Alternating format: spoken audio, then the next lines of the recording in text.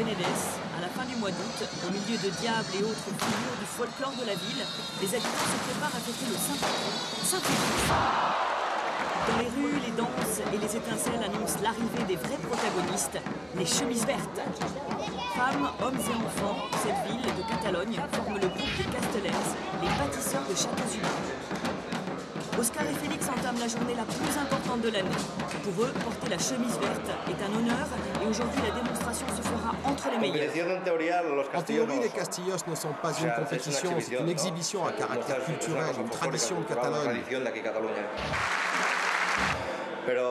Mais pour les gens, c'est bel et bien une compétition, car aujourd'hui se rencontrent les 4 meilleurs groupes. Après une année de travail, le groupe de Vilafranca, fort de ses 650 membres, est enfin prêt. Tout le monde sera uni, de la terre au sommet, mais pour Félix, ce 30 août est encore plus particulier. Pour moi, c'est le jour le plus important de ma vie, car je réaliserai un Castillo qu'aucun autre groupe n'a jamais réussi. C'est un pilar de 8. Je serai au 4e étage avec au-dessus de moi 4 autres personnes. Dans la grande place de la cité, le public est au rendez-vous. 15 000 personnes se pressent autour des Castellers de Vilafranca, de 2 clubs de la ville de Valls et de celui de la ville de Terrassa. Tous sont venus pour une journée qui promet d'entrer dans l'histoire des Castillos. Les Verts, considérés comme les maîtres des châteaux, essayent de réaliser une structure de 10 étages. Ils sont les seuls à l'avoir déjà réussi une seule fois. La difficulté est immense. Sur une base gigantesque composée de plus de 400 personnes, une seconde puis une troisième se forme pour soutenir les étages de 3 Castellers. Le 3 de 10, c'est le nom de ce type de château, prend forme et les enfants toujours plus petits et légers grimpent à une hauteur de 15 mètres. La foule est en délire. Le 3 de 10 est réussi et maintenant, il faut descendre.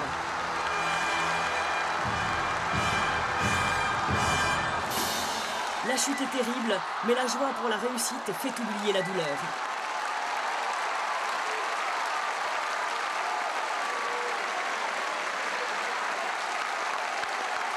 La barre a été placée très haut. Maintenant, les autres clubs vont devoir se dépasser. Celui de Terrassa enchaîne avec un 4 de 9 étages avec une structure principale composée de 4 Castellers.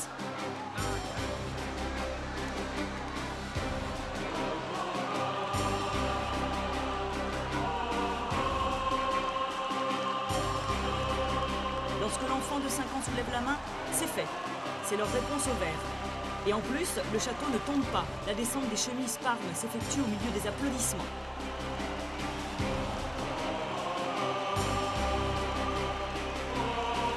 L'exhibition des Castellers se poursuit avec des Castillos réussis et des chutes spectaculaires, mais sans aucun blessé grave.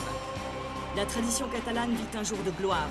Dans ces terres, on bâtit ces châteaux éphémères depuis le XVIIe siècle. À l'origine, c'était une coutume religieuse qui voulait que les hommes montent au plus haut, comme le Christ crucifié. Aujourd'hui, c'est une tradition culturelle, sportive, mais aussi un peu folle que l'on trouve seulement en Catalogne.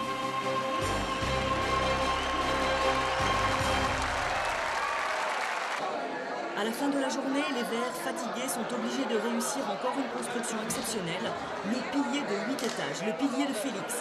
S'ils ne réussissent pas, ils ne seront plus considérés comme les meilleurs. La place retient son souffle. Les Verts visent encore le sommet.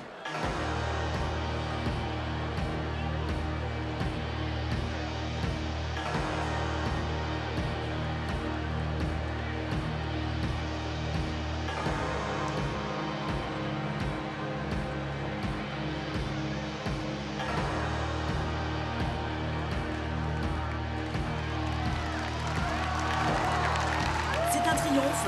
Félix et les siens ont encore gagné.